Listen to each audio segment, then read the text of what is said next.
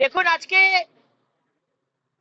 SFI আর বাকি যে বাম সংগঠন এবং অতি বাম সংগঠন তারা মমতা ব্যানার্জি টিএমসির হয়ে কাজ করছে। আশা করি বাংলার মানুষ আপনারা বুঝতে পারছেন, বাংলার হিন্দুরা একজোট হচ্ছে, 26-এর জন্য লড়াইয়ের জন্য প্রস্তুত হচ্ছে। আর সেটা মমতা ব্যানার্জি আর মোহাম্মদ সালিমের খুব অসুবিধা হয়ে যাচ্ছে। হিন্দু ভোটকে কাটতে হবে, সিপিএম এ ঢোকাতে হবে, তাই এই ধরনের সব নাটক। এই যে ছেলেগুলো যারা যাদবপুর ইউনিভার্সিটির পড়ুয়া বলবো না, তারা তো পড়াশোনা করে না, যারা দেওয়ালে লেখে যে ভারত তেরে টুকরে হোঙ্গে ইনশাআল্লাহ ইনশাআল্লাহ, এই ধরনের মানুষ যারা, তারাই 2026-এর আগে দেখবেন মমতা ব্যানার্জির সাথে গলাতে গলা মিলিয়ে তারা বলবেন no vote to Modi, no vote to BJP. Mohammad Salim আর মমতা ব্যানার্জি, টিএমসি আর বাম আর অতি বামের সংগঠন সব একসাথে একটা টিম হয়ে কাজ করছে। আশা করি বাংলার মানুষ তারা বুঝতে পারছে। মুখ্যমন্ত্রী এই মুহূর্তে বলছেন যে আমি বিরোধী দলে আছি বলে যা ইচ্ছে করা সেটা ঠিক নয়, রোজ হাউস ডিস্টার্ব করছেন আপনারা। দেখুন, আজকে পশ্চিমবঙ্গ অ্যাসেম্বলিতে আজ বিরোধী মানে একমাত্র বিরোধী দল ভারতীয় জনতা পার্টির এমএলএরা যদি বাংলার মানুষের কষ্ট, তাদের ইস্যু, তাদের অত্যাচার নিয়ে যদি কথা বলি, তাহলে হয়ে যাচ্ছে যে আমরা নাকি হাউস ডিস্টার্ব করছি। মানে আপনারা কি ভাবেন মুখ্যমন্ত্রী, যে আমরা আপনার ইয়েস ম্যান হয়ে থাকবো?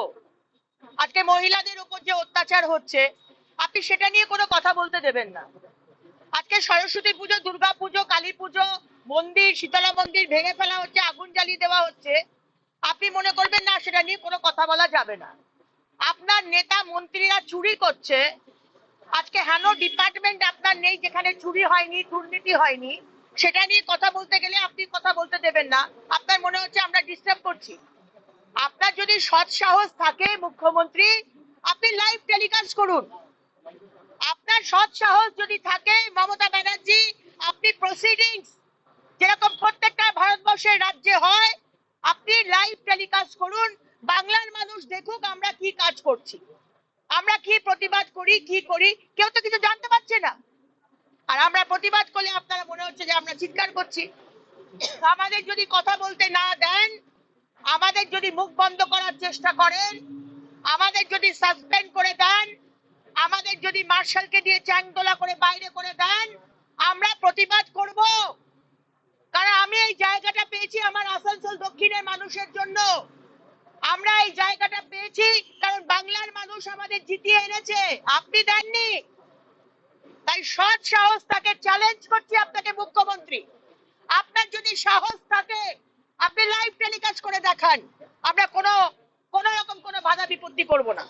আমরা কেউ কিছু বলিনি, আমাদের কেউ কিছু বললে কি করতেন? আগুন ধরিয়ে দিত। বুঝলাম না, ইরান ইরাক গেলে কি সেটা কি কোনো অসুবিধা আছে? ইরান ইরাক গেলে কি বলতে চাইছেন? মানে সংখ্যালঘু সম্প্রদায়ের মানুষের দেশে আমরা যাচ্ছি, সেটা অনুচিত? কে বলেছে? আপনি এই 14 বছর কোনো কাজ করেননি মমতা ব্যানার্জি। আপনি যদি মানুষের জন্য কাজ করতেন তাহলে সেই কাজ দিয়ে আপনি রাজনীতি করতেন। আপনি কোনো কাজ করেননি, সেই কারণে আজকে আপনি ধর্ম নিয়ে রাজনীতি করছেন।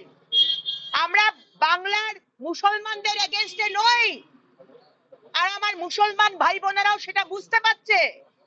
আপনি শুধু তাদেরকে ব্যবহার করে গেছেন, আপনি তাদের জন্য কিচ্ছু করেননি, তাদের তুষ্টিকরণ করে গেছেন, কিন্তু তাদের সম্প্রদায়ের উন্নয়নের জন্য আপনি কিচ্ছু করেননি।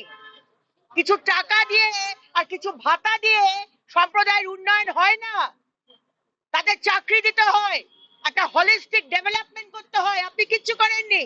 আর হিন্দুদের কথা তো ছেড়েই দিলাম। আমাদের প্রধানমন্ত্রী আমাদের শিখিয়েছেন সবকা সাথ, সবকা বিকাশ, সবকা বিশ্বাস, সবকা প্রয়াস। সবাইকে নিয়ে আমরা উন্নয়নের পথে যাচ্ছি। আপনি কি বুঝবেন? যশস্বী প্রধানমন্ত্রী ইরাক যাবেন না ইরান যাবেন না আমেরিকা যাবেন, সেটা দেশের ব্যাপার, এটা আপনি বুঝবেন না। বেহালায় 1.5 কাঠা জমি জলের দরে বিক্রির টোপ দেওয়া হয়। জমি কেলেঙ্কারির যোগ কাকুর সঙ্গে আরো 2-1 জনের যোগ পাওয়া যাচ্ছে, বিভিন্ন লোকের নাম উঠে আসছে। কাকুর এগেইনস্টে যে সিবিআই চার্জশিট হয়েছে, সেখানে জনৈক অভিষেক ব্যানার্জির নাম এসেছে প্রায় 70 কত 75 বার।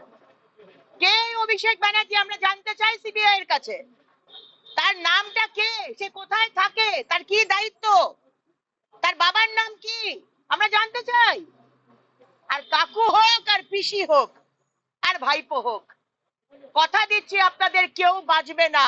দেখতে থাকুন আগে হতা হ্যায় ক্যা, আপনারা শুধু দেখতে থাকুন। যাদবপুরের ক্যাম্পাসেই পুলিশ কিয়স্ক, আউটপোস্ট তৈরির ভাবনা এবার, কর্তৃপক্ষের কাছে জমি চেয়ে চিঠি কলকাতা পুলিশের। আরে কিসের ভাবনা, কিসের জমি, কিসের কিয়স, একটা কোনো মানে মুরদ নেই। আমি তো মহিলা হয়ে বলতেও পারবো না যে কাছে চুড়ি পরে থাকো, বলতে পারবো না। এদের একটা মুরদ নেই যে একটা ইউনিভার্সিটির ভেতরে কাশ্মীর কাশ্মীর নিয়ে, প্যালেস্টাইন নিয়ে, ভারত নিয়ে ধ্বংস হোক এইরকম স্লোগান দেওয়া হচ্ছে। সেই স্লোগান মোছা বা যারা এই স্লোগান গুলো লিখলো তাদের শাস্তি দেওয়া, সেই ক্ষমতাই পুলিশ দেখায়নি। দেখাবে কি করে? এই পুলিশের মাথায় পুলিশ মন্ত্রী মমতা ব্যানার্জি বসে আছে। তিনি তো মোহাম্মদ সালিমের সাথে হাতে হাত মিলিয়ে এইটা করছেন। আপনারাও বোকা ভাবছেন যে না না উনি খুব চেষ্টা করছেন, কোনো কিছুই নয়।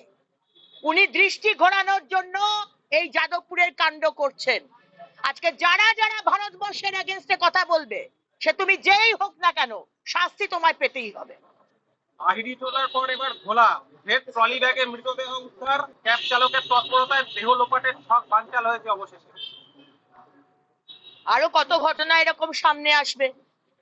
মা মেয়ে ট্যাক্সি করে একটা সুটকেসে না বস্তায় করে ডেড বডি নিয়ে আসছে, তৃণমূলের কাউন্সিলরকে গুলি করে দিচ্ছে সন্ধ্যাবেলা 6টার সময়, মালদার কাউন্সিলরকে গুলি করে দিচ্ছে। আমাদের কার্যকর্তা মহিলা নেত্রী, তাকে টিএমসির পার্টি অফিসে এনে তাকে ধর্ষণ করছে। আর তারপর সেখানকার এমএলএ বলছে অগ্নিমিত্রা পাল এইভাবে কথা বলে আমার লজ্জা করে।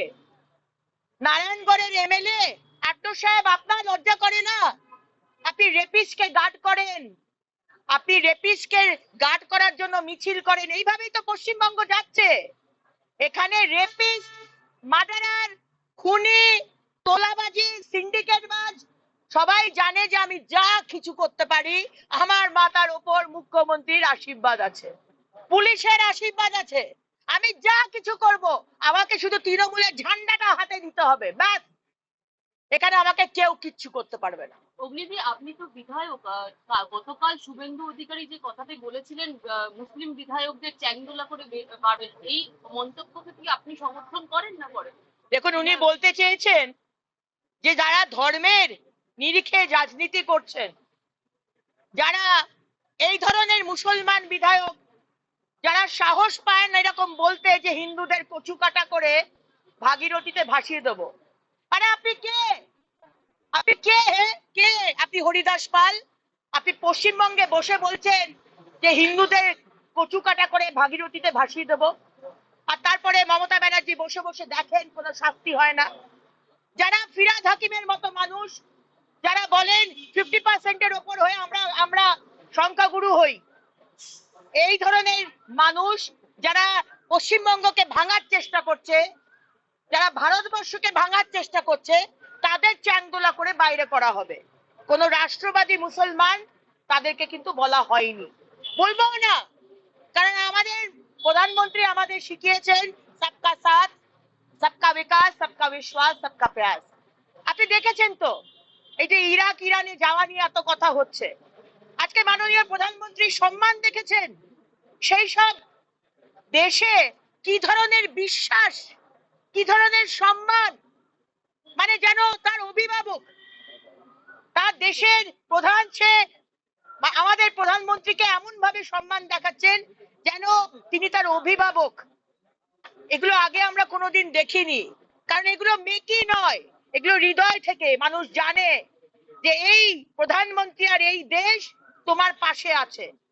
সুতরাং এই ধরনের যে কথা উনি বলেছেন আমাদের সম্মানীয় বিরোধী দলনেতা, হারগিজ এক কথা বলবো, যারা পশ্চিমবঙ্গকে ভাঙার চেষ্টা করবে ধর্মের নিরিখে, যারা ভারতবর্ষকে ভাঙার চেষ্টা করবে ধর্মের নিরিখে, চ্যাংদোলা করে, চ্যাংদোলা বলবো না, কিভাবে শায়েস্তা করতে হয় 26 আসতে দিন, এক এক করে দেখে নেবো। মুসলিম এমএলএ দেখে নেবে। কিসের ক্ষমা? আমি হুমায়ুন কবির মহাশয়কে বলবো, হুমায়ুন কবির আপনি এলওপি কে কিসের ক্ষমা চাইতে বলছেন? আপনি কি মনে করেন যে আপনি যে কথাটা বলেছেন হিন্দুদের কচুকাটা করে ভাগীরথীতে ভাসিয়ে দেওয়া হবে, আপনি ঠিক বলেছেন? আপনি আগে ক্ষমা চান, তারপর এলওপি ক্ষমা চাইবেন কিনা সেটা আমরা তখন দেখে নেব। আপনি আগে ক্ষমাটা চান।